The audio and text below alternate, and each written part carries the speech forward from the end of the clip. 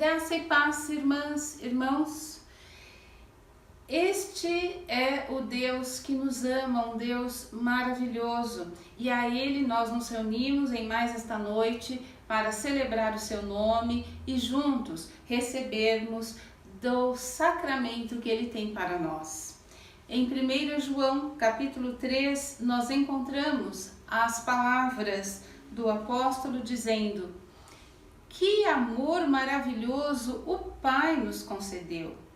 Vejam só, somos chamados filhos de Deus. É o que realmente somos. Mas é por isso também que o mundo não nos reconhece, nem nos leva a sério, porque não tem ideia de quem ele é ou do que pode fazer. Mas amigos, é exatamente isto que somos, filhos de Deus. E é apenas o começo. Quem pode dizer como será o fim? O que sabemos é que, quando Cristo finalmente se manifestar, nós o veremos e então seremos como Ele.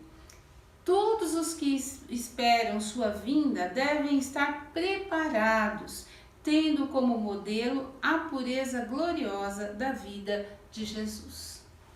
Na confiança e na certeza que o nosso Deus nos ama, como foi cantado, como afirma o texto, que o nosso coração nesta noite, mais uma vez, possa estar seguro, tranquilo deste amor, mas que também o nosso coração, diante da lembrança de que diante de tão grande amor de Jesus, que se entregou na cruz em favor de nós, e hoje na Santa Ceia nós lembramos isto, nós também estejamos com o nosso coração aberto e disponível para ser tratado, aperfeiçoado, preparado, como diz esta leitura, para o momento da vinda do Senhor e nos encontrarmos em pureza e santidade, como o Senhor Jesus é puro e santo.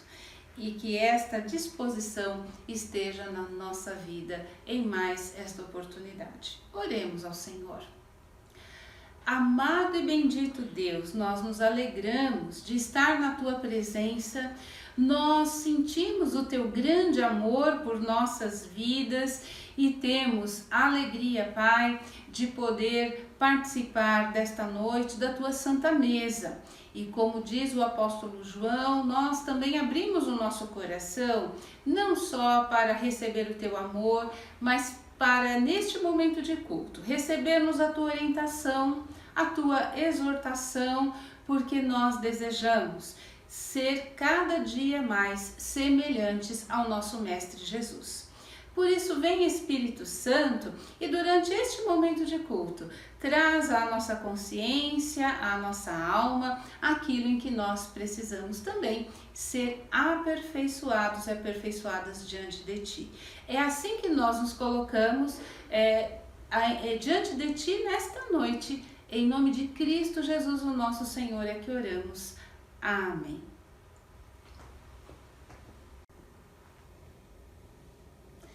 A notícia que todos e todas estavam ansiosos. A igreja vai reabrir, domingo 18 de outubro, mas apenas para o culto aos domingos às 19 horas. Discipulado, escola dominical, as demais atividades continuam lá virtuais. E para apenas 62 pessoas. Então, terá que haver esse controle. Quem poderá vir aos cultos? Não são todas as pessoas, apenas aqueles que são maiores de 10 e os menores de 60. Sim, crianças e idosos não podem vir nesse momento. Pessoas que não sejam do grupo de risco, que são aquelas pessoas que têm problemas respiratórios, hipertensos, diabéticos, pessoas com doenças crônicas, não podem vir ao templo ainda.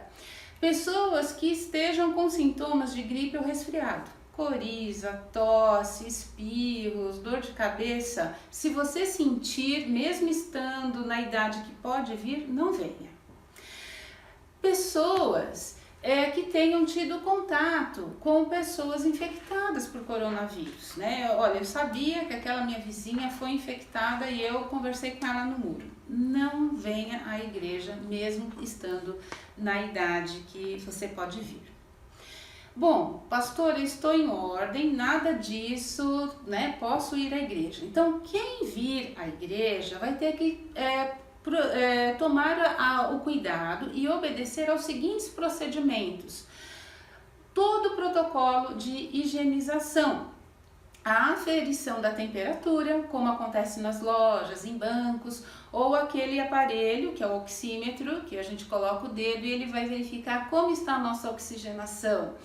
O tapete que higieniza só o lado do nosso sapato, o álcool gel e o uso de máscara. E o uso da máscara, gente, é durante todo o culto.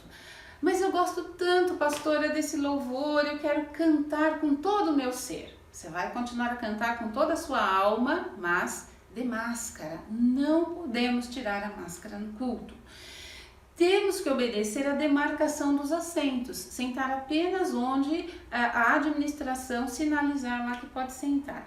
Eu gosto tanto de sentar ao lado da minha amiga, vai ficar para quando terminar a pandemia. Durante a pandemia temos que manter o isolamento social. Evitar o uso dos sanitários. Então, assim, quem puder, segure, né, as suas necessidades. Se não puder, vá ao sanitário, mas evite o trânsito dentro da igreja, né? Ficar se deslocando, porque quanto mais a gente se desloca, mais a gente pode ter contato com alguém que não sabe e está infectado. Por isso também, traga a sua garrafa de água. E antes e após o culto, a gente gosta muito de conversar, de abraçar, não é verdade? Mas não é este o tempo de fazer isto.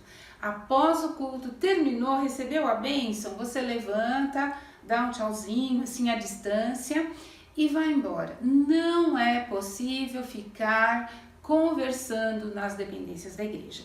E tudo isso é para a nossa segurança e a nossa saúde, de nós todos. Então, vamos continuar a orar para que tudo isso passe logo e quem vir à igreja, né, vamos vir para louvar e engrandecer ao nosso Deus, sabendo que Ele está cuidando de nós. E nós faremos a nossa parte. Graça e paz, irmãos e irmãs. Que bom estarmos juntos mais uma vez, não é mesmo? E nós temos muitos motivos para agradecer ao Senhor. E nesse momento eu quero convidar você a fazer uma oração de gratidão.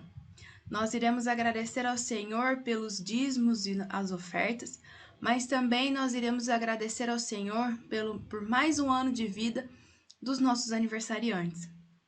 Como é bom podermos completar mais um ano de vida na presença do Senhor, não é mesmo?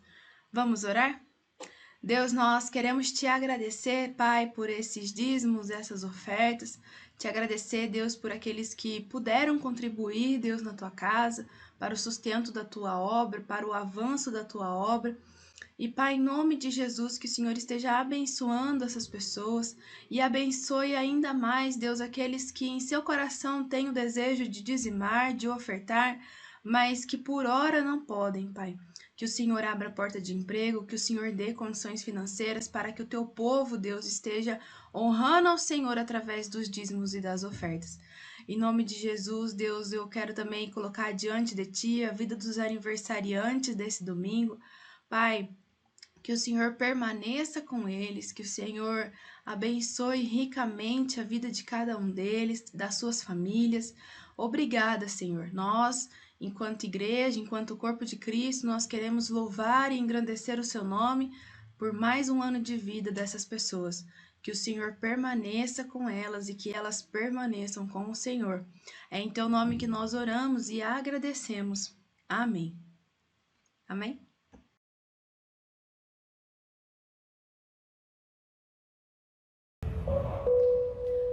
Graça e paz, irmãos e irmãs. Vamos louvar ao nosso Deus, porque é sempre bom louvá-lo.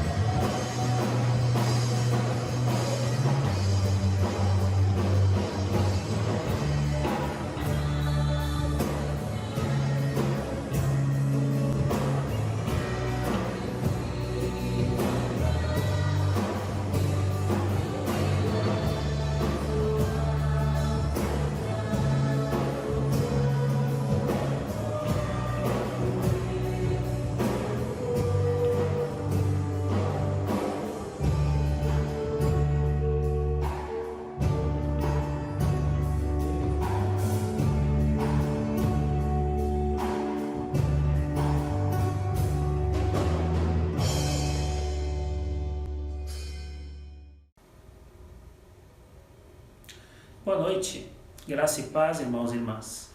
Quero convidar você a abrir sua Bíblia no Salmo 1, de 1 a 6. Salmo de número 1, do verso 1 até o 6. A palavra de Deus no Salmo 1, de 1 a 6, nos diz: Bem-aventurado o homem que não anda no conselho dos ímpios, não se detém no caminho dos pecadores, nem se assenta à roda dos escarnecedores. Antes o seu prazer está na lei do Senhor, e na sua lei medita de dia e de noite. Ele é como árvore plantada junto à corrente de águas, que no devido tempo dá o seu fruto e cuja folhagem não murcha. E tudo quanto ele faz será bem sucedido. Os ímpios não são assim. São, porém, como a palha que o vento dispersa. Por isso os perversos não prevalecerão no juízo, nem os pecadores na congregação dos justos.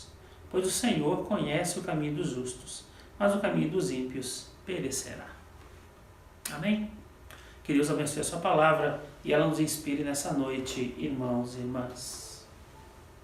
Meu irmão e minha irmã, o que é que motiva a sua vida?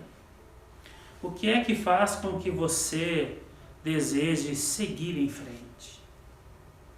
Nós sabemos que tudo aquilo que se move na terra é dirigido, movido, guiado, controlado, direcionado por algum tipo de força.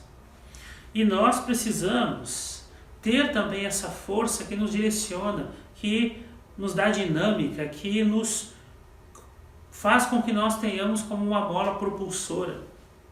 Um carro que se locomove, um prego que entra na madeira. Absolutamente tudo é dirigido por alguma força maior, uma força motriz. Qual é a força da sua vida? O que dirige a sua vida? Nesse exato momento dentro de você, existe algo que está direcionando as suas ações, direcionando as suas vontades. Você pode estar dirigindo a sua vida por uma pressão, por um problema, uma enfermidade, um desejo, uma ansiedade, um prazo limite, uma incerteza. Existem centenas de tipos, diferentes circunstâncias, valores e emoções que podem dirigir a sua vida. Algumas dessas coisas são positivas e outras negativas. Algumas são evitáveis e outras inevitáveis. A maior de todas as desgraças, irmãos e irmãs, é você viver uma vida sem propósito. É não ter algo que te direciona, que te motiva. Sabemos que sem Jesus a vida não faz sentido. Quando você foca a vida no Senhor, quando você foca a vida em Deus, você não vive frustrado. Há pessoas que vivem cansadas, frustradas em sua jornada, porque de alguma forma estão aí tentando levar a vida do seu jeito. Não planejam, não conseguem visualizar nada à frente, porque também não tem esse propósito definido na sua vida, esse sentido para a sua vida. O propósito da nossa vida, irmãos e irmãs, vai definir as nossas escolhas, os nossos projetos. E quando olhamos para o texto que lemos lá do Salmo 1, o Salmo 1 fala de escolhas. Fala daqueles que optam por sentar na roda dos escarnecedores e aqueles que optam por não fazer isso. Fala das escolhas que faz o homem injusto. Fala da escolha que pode fazer também esse sujeito que em algum momento pode abandonar os caminhos de Deus. A promessa de Deus é para aqueles que florescerão, para aqueles que serão plantados lá à margem do rio. Por quê? Porque eles escolheram caminhar com Deus. Porque eles escolheram ter isso como um propósito para a sua vida. E quando eu penso nisso, irmãos e irmãs, nessa noite, eu queria perguntar para você qual é o sentido da sua existência. Afinal de contas, nós sabemos que não somos um acidente de percurso. Deus nos criou, Deus nos fez. Deus nos colocou em uma família, em uma cidade, em um estado, em uma nação. Deus nos colocou ali, porque para Deus nós somos especiais. Deus nos colocou ali porque Ele nos ama. Aliás, a Bíblia diz que Deus é amor. Ela não diz que Deus tem amor. Ela diz que Deus é amor. Amor é a essência de Deus. Eu e você não somos um acidente de percurso. Ou como diz a minha mãe, você não é filho de chocadeira. Tá? Nós temos uma existência. Nós temos uma essência que também está ligada a esse Deus. Esse Deus que é amor. E quando eu pergunto para você qual é a motivação da sua existência, o que dirige a sua vida, você poderia me responder como aquela música lá do Zeca Pagodinho, né? A minha motivação é deixa a vida me levar, vida leva eu. Mas mesmo esses que dizem isso, estão dizendo o seguinte, né? Eu estou deixando que alguém dirija a minha vida. Deixa a vida me levar. Em algum momento essa pessoa vai ter que fazer escolhas também. Nesse momento que você está ouvindo esse vídeo, que você está vendo o vídeo e ouvindo essa mensagem, você pode estar sendo dirigido por um problema, por uma necessidade física, por um sofrimento intenso, por lembranças dolorosas ou alegres, pela insegurança, pela incerteza, pelas dúvidas. Existem centenas de circunstâncias, valores e emoções que podem dirigir a sua vida. E eu queria, nesse primeiro momento da nossa mensagem, falar para você de 5 situações que podem dirigir a sua vida. A primeira delas é que a sua vida pode ser dirigida pela culpa.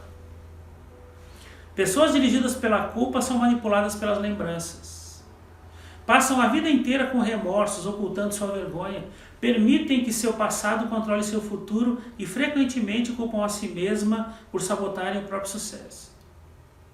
Quando Caim pecou, sua culpa o fez cair da presença de Deus, e Deus disse: você será um fugitivo errante pelo mundo. Está lá em Gênesis 4,14. Isso descreve a maioria das pessoas hoje em dia, perambulando pela vida sem propósito algum. Somos produto do nosso passado, mas não devemos viver aprisionados nele. O propósito de Deus não é restringido pelo passado, pelo nosso passado. Nós sabemos que Moisés, por exemplo, cometeu um assassinato, matou alguém. Lá na frente Deus o usou. Sabemos que Gideão, pelo que o texto bíblico diz, era um sujeito meio acovardado, mas o Senhor o chama para ser um herói lá em Israel. Por quê? Porque Deus sabia quem eles eram. E Deus sabia do potencial deles. Deus não queria que eles ficassem prisioneiros do seu passado. Aliás, nós que lemos a Bíblia com frequência, eu e você, sabemos que Deus é um especialista em dar às pessoas um novo começo. Não deixe que sua vida seja dirigida pela culpa. Ela te aprisiona no passado. Muitos são dirigidos também pelo rancor e pela raiva. Essas pessoas se apegam a mágoas sem jamais superá-las. Ao invés de aliviarem sua dor por meio do perdão, revivem-na de contínuo à sua frente. Algumas pessoas dirigidas pelo rancor se fecham e interiorizam sua raiva, enquanto outras explodem sobre os outros. Ambas as reações são perniciosas e não trazem nenhum benefício. O rancor sempre machuca mais a você do que a pessoa que trouxe o mal para você. Enquanto aquele que ofendeu provavelmente esqueceu o insulto e seguiu a sua vida, você continua angustiado em sua dor, perpetuando o passado. Veja, os que magoaram você em algum momento, eles só podem continuar a te magoar, eles só podem continuar a fazer com que você tenha rancor e raiva se você permitir isso. É você que permite que a amargura, o rancor, a mágoa tomem conta de você e você não consegue viver uma nova vida. Conheço pessoas, e você deve conhecer também, que volta e meia, quando falam, quando conversam, trazem à memória uma situação do passado que as feriu, que as machucou. e falam assim: não, eu estou bem. Não está bem. Você não está bem. Se você estivesse bem, não falaria disso. Lembre-se do que diz Jó 5, verso 2. Jó 5, verso 2 diz: o ressentimento mata o insensato e a inveja destrói o tolo. Livre-se do rancor. Livre-se da raiva. Você não pode dirigir a sua vida assim. Você atrapalha a sua vida e atrapalha a vida daqueles que estão com você também. Uma outra questão importante é que você pode dirigir a sua vida pelo medo. Nossos temores são provavelmente o resultado das experiências traumáticas e de expectativas ilusórias do crescimento em um lar abusado, onde você foi abusado, onde você foi ferido, onde você foi machucado.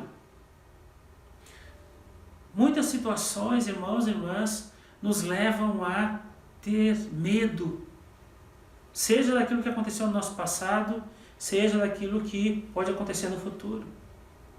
Mas, independentemente do que tenha causado tal situação na sua vida, tal trauma na sua vida, você, meu irmão e minha irmã, precisa entender aquilo que diz em 1 João 4,18, quando lá diz: no amor não há medo, pelo contrário, o perfeito amor joga fora o medo, porque o medo supõe castigo. Aquele que tem medo não está aperfeiçoado no amor. Perceba, quando Deus está conosco e quando o Senhor caminha ao nosso lado, nós não temos medo. Mas sim, há pessoas que se comportam com muito medo e dirigem a sua vida por isso. Elas não lutam por coisas novas, elas não buscam coisas novas porque elas estão sempre temerosas, cautelosas, tentando manter a situação vigente, tentando manter-se no controle e manter o controle das coisas. Mas na verdade elas não conseguem visualizar nada à frente, porque o medo tomou conta. Uma outra coisa importante que pode dirigir sua vida também é o materialismo. Nosso desejo de adquirir coisas se torna o único objetivo em nossa vida, e isso se chama materialismo. O impulso de sempre querer mais se baseia no conceito errôneo de que ter bens materiais, ter muito dinheiro, nos torna mais felizes, mais importantes e mais protegidos. Veja, mais felizes, mais importantes e mais protegidos. E a grande verdade, irmãos e irmãs, é que esses três pensamentos são falsos. Posses não trazem felicidade, posses trazem felicidade temporária. A felicidade que você pode ter em adquirir algo novo, um objeto, um celular, um carro, uma casa, seja o que for, é uma alegria temporária. Mas quando nós estamos diante do Senhor, caminhando com Deus, nós entendemos que o que pode nos trazer a verdadeira alegria não pode ser comprado. O que pode trazer a verdadeira alegria não tem como ser medido. A relação com Deus, o amor das pessoas, os amigos que temos, tudo isso, irmãos e irmãs, não pode ser medido. Mas às vezes pessoas se entregam a esse mito de que quanto mais dinheiro eu tenho, mais protegido eu serei. Veja a situação das pessoas que têm aí os milionários, os bilionários. Essas pessoas não vivem uma segurança real. São sempre com medo de serem roubadas, de serem lesadas. E eu não estou dizendo com isso que a gente não precisa ganhar dinheiro, que a gente não pode em algum momento buscar algo melhor. Eu não estou dizendo isso. O que eu estou dizendo é que você não pode dirigir a sua vida por isso. Uma quinta coisa também que pode dirigir a nossa vida, irmãos e irmãs, que pode ser ruim, é o desejo e a necessidade de aprovação. Essas pessoas permitem que as expectativas dos pais, do esposo, da esposa, dos filhos, dos professores, dos chefes, dos amigos, que tudo isso controle a sua vida. Outras pessoas, nesse mesmo sentido, são dirigidos pela pressão social, sempre preocupados com o que os outros pensam sobre elas. Infelizmente, os que seguem a multidão, irmãos e irmãs, acabam perdidos nela. Olha, eu não conheço todas as chaves do sucesso, Mas uma chave para o fracasso é você tentar agradar todo mundo. Isso é uma chave para o fracasso. Quando você faz curso de liderança, qualquer curso de liderança que você fizer, uma das coisas que vão dizer para você, eu já ouvi isso em muitos cursos, há situações onde você tem que entender que você não vai agradar todo mundo. Essa busca por aceitação, essa busca por querer agradar todo mundo, isso acaba em algum momento nos ferindo e nos machucando. Mas você pode dirigir a sua vida sim. Você pode dirigir a sua vida pela culpa, você pode dirigir a sua vida pela raiva, mágoa e rancor, você pode dirigir a sua vida pelo medo, você pode dirigir a sua vida pelo materialismo, você pode dirigir a sua vida pela aprovação, na busca da aprovação desse ou daquele. Mas o que eu queria que você entendesse, meu irmão e minha irmã, é que tudo isso é falho. Tudo isso que eu falei, desses 5 tipos de direção que eu posso dar à minha vida, eles são falhos, porque eles causam amargura, porque eles não trazem uma resposta real. Por isso, meu irmão e minha irmã, você precisa definir qual é o propósito que você tem para a sua vida. E como você dirige a sua vida a partir disso. O Salmo 1 vai dizer, como eu coloquei aqui agora há pouco, o desejo de Deus é que as pessoas tenham como propósito servir, para que elas possam receber as promessas que tem lá. Quando nós temos um propósito na nossa vida, irmãos e irmãs, o propósito faz com que a nossa vida tenha sentido. O propósito faz com que eu molde as minhas escolhas, com que eu entenda as minhas escolhas, porque isso vai dar sentido para a minha vida. Por isso eu preciso saber o que eu quero na minha relação com Deus, na minha relação profissional, naquilo que eu estou buscando. Isso que eu estou querendo, isso tem a ver com o sentido que eu estou dando para mim e para a minha vida. Uma outra coisa importante, quando você tem a clareza do propósito, daquilo que você quer, isso simplifica muito a sua vida. Porque simplifica as suas escolhas também. Quando você olha e vê o que você deseja, o que você quer, o que você anseia, você já sabe que as escolhas que você vai fazer vão ser moldadas por isso. Então fica muito mais fácil eu saber o que eu não vou fazer e aquilo que eu vou fazer. Uma outra vantagem importante quando você conhece o propósito para a sua vida é que esse propósito direciona toda a sua existência. As escolhas que você vai fazer, tudo que você vem a escolher tem a ver com esse propósito. Uma outra coisa importante é que saber o propósito da minha existência estimula a minha vida. Sabe, eu já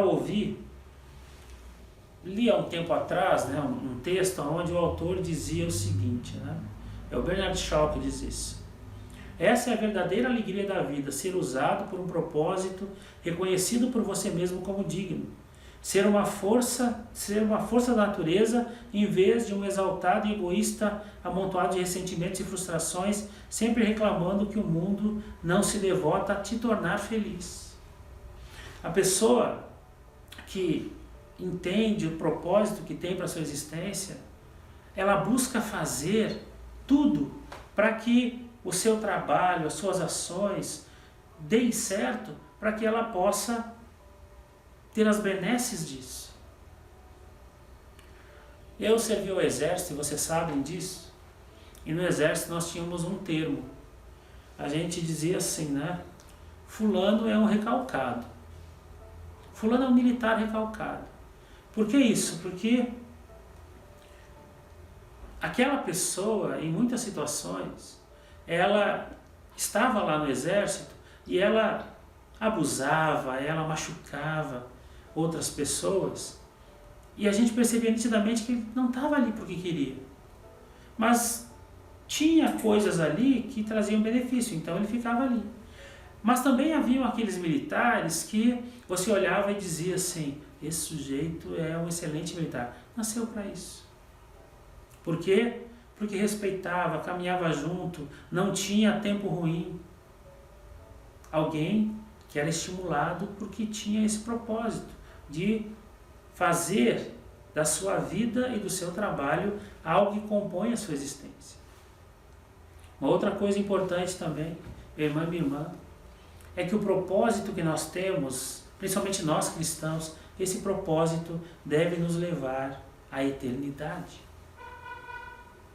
Quando eu penso, irmãos e irmãs, na nossa existência, na minha existência, na sua existência, quando eu penso nisso, uma coisa que eu tenho claro para mim é que cada um de nós precisa definir.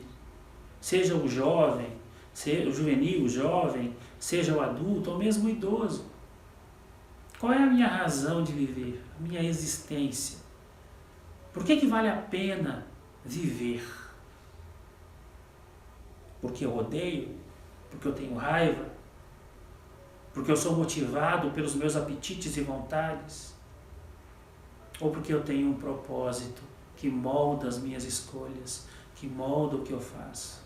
E eu sei que esse propósito faz com que eu tenha sentido para a minha vida, eu sei com que esse propósito simplifica a minha vida, eu sei que esse propósito direciona a minha existência, eu sei que esse propósito estimula a minha vida e eu sei que esse propósito também me levará para a eternidade. Meu desejo, meu irmão e minha irmã, é que eu, você, que a nossa igreja, que as famílias da nossa igreja, que as pessoas da nossa igreja tenham clareza dos propósitos para a sua existência e principalmente tenham clareza do propósito de Deus para a sua existência. Que Deus te abençoe, meu irmão e minha irmã. Irmãos e irmãs, antes de nós participarmos da ceia do Senhor, é importante nós examinarmos o nosso coração. À luz da palavra que veio a nós, qual é o seu propósito? E nesse instante, coloque a sua vida no altar do Senhor, confessando a Ele aquilo que tem desagradado ao nosso Deus, confessando ao Senhor, talvez, a nossa omissão para com os propósitos dEle na nossa vida. E o Senhor é misericordioso para nos acolher o nosso arrependimento, para nos perdoar e nos restaurar. Coloque sua vida diante do Senhor nesta hora, se preparando para este momento de alimentar-se, nutrir-se do sacramento que Deus tem para as nossas vidas. Amado Deus e Pai, nós colocamos diante de Ti a nossa fragilidade, o nosso pecado. Nós colocamos diante de Ti, Senhor, o nosso relaxamento para com as coisas Tuas, ó Pai, e clamamos por Tua misericórdia sobre as nossas vidas. Tu conheces o nosso coração e sabe, ó Deus, de tudo aquilo que nós falamos, de que nós fizemos, até os nossos pensamentos que estão em desacordo com o Teu querer. E nesta hora, humildemente, nós Te pedimos, Senhor, perdoa, Senhor, o nosso pecado. Vem, Espírito Santo, e mostra à nossa consciência aquilo em que nós precisamos mudar, nos aperfeiçoar, para sermos encontrados dignos e dignas do Teu nome, Senhor.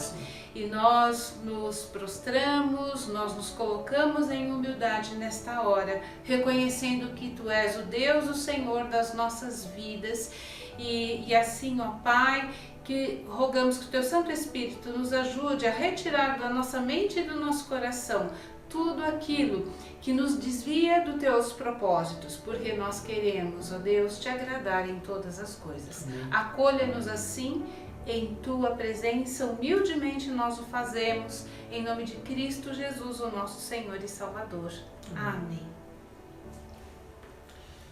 Irmãos e irmãs, nós vamos orar nesse momento, nos colocar em oração, fazendo a consagração dos elementos da ceia. E eu convido você aí na sua casa, nesse momento também, a se colocar em oração diante do Senhor. Toda glória seja a Ti, ó Pai onipotente e Pai nosso celestial. Obedientes à instituição de Teu amado Filho, nosso Salvador Jesus Cristo, nós realizamos aqui diante de Tua divina majestade, o memorial que Teu Filho nos mandou celebrar. Tendo a lembrança sua bendita paixão e morte, sua poderosa ressurreição e ascensão, rendendo-te graças de todo o coração pelos inumeráveis benefícios com que elas nos agraciam. E humildemente nós suplicamos ao Pai, que nos ouça com teu Filho Jesus Cristo, conceda-nos o Espírito Santo e por tua infinita bondade, abençoe os dons de pão e vinho, para que, recebendo, segundo a instrução de teu Filho, nós sejamos participantes do abençoado corpo e sangue, para todo sempre. Amém. Ó misericordioso Pai, nós humildemente imploramos que te santifiques com teu Espírito e consagres as dádivas do pão e do vinho, a fim de que o pão que vamos comer seja a comunhão do corpo de Cristo e o vinho que vamos beber seja a comunhão do sangue de Cristo. Concede-nos a graça de alcançar a unidade da fé e crescer em todas as coisas naquele que é o cabeça, Cristo, nosso Senhor, a quem pertencem a honra, a glória e o domínio pelos séculos dos séculos. Amém. Porque eu recebi do Senhor o que também vos entreguei, que o Senhor Jesus, na noite em que foi traído, tomou o pão e, tendo dado graças, o partiu e disse: isso é o meu corpo que é dado por vós. Por semelhante modo, depois de haver ceado, tomou também o cálice, dizendo: este cálice é a nova aliança no meu sangue. Fazei isso todas as vezes que o beberdes em memória de mim.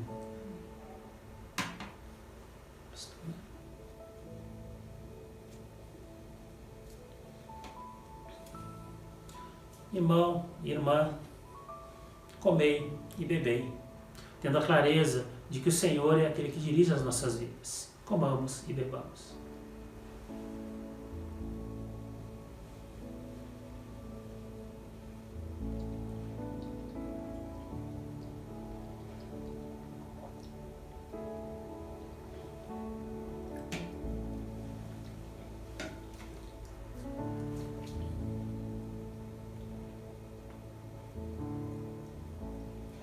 Oremos, irmãos e irmãs. Deus querido, Pai de graça e de poder, mais uma vez nos colocamos na Tua presença, na Tua doce presença, para agradecer, Senhor, pelo Teu cuidado, pela Tua proteção sobre as nossas vidas. Amém. Te agradecer, Senhor, porque Tu nos motiva para seguir na jornada. Amém. Te agradecer, Senhor, porque o sangue do Teu Filho, vertido no Calvário, fez com que nós pudéssemos ter nova vida em Ti. Amém. Que nós, Senhor, enquanto filhos e filhas na fé, enquanto pessoas que buscam Te seguir, tenhamos como maior propósito da nossa vida nos consagrar a Ti. Que assim seja. Que nós tenhamos como maior propósito da nossa vida, Senhor, andar contigo. Que o maior propósito seja fazer escolhas que tragam bênção, vida, e que façam, Senhor, com que nós como pessoas, com que a nossa família e a nossa igreja melhore e se aperfeiçoe na Tua presença. Fica conosco na semana que segue, Senhor. Nos dá a cada dia mais e mais motivos para honrar e bendizer o Teu nome. É por Cristo Jesus que nós oramos. Amém. Amém. E que a graça de nosso Jesus Cristo, o amor de Deus nosso Pai, e a doce comunhão do Espírito Santo seja conosco, e conosco permaneça hoje e para todo sempre. Amém. Amém. Senhor. Deus abençoe a sua semana. Fique com Deus.